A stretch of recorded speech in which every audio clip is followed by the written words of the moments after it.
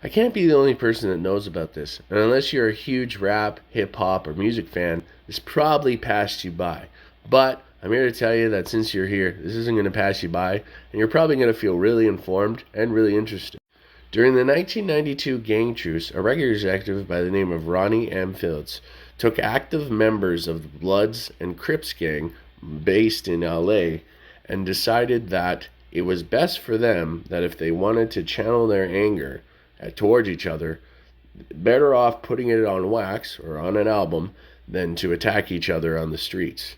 And it was also a charitable reason as well, as the money it made from the first album here went to support local schools and local parks. And after this album did well, a second album was released, and the lineup was expanded with more active Blood and Crips members who wanted to rap. Now, of course, with all this said, you're probably wanting to hear just a sample of what this is. Well, here, let me show you.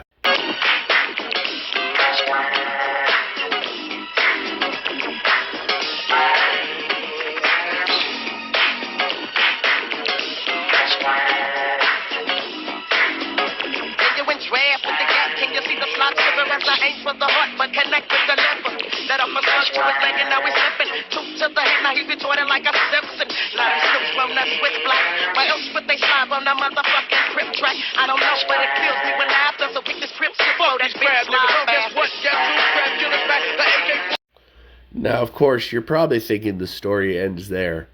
2 albums, they called it a day. Well, no, not just yet. All the Blood members that were involved in this project would go on to form their own subgroup called the Damu Riders, and they released 2 albums, whereas the Crips called themselves the Nationwide Rip Riders and released 2 albums of their own. Sometime after the release of those albums, eventually those groups dissolved, as did the whole Bloods and Crips thing.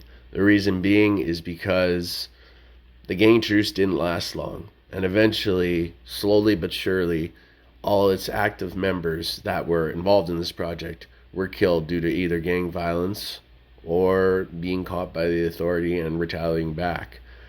But you know what?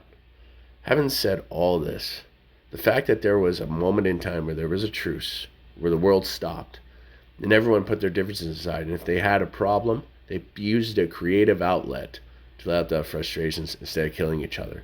So, although it was brief, having a moment just to express whatever it was they felt was better, in my opinion, than looking at each other and holding a barrel in their hand.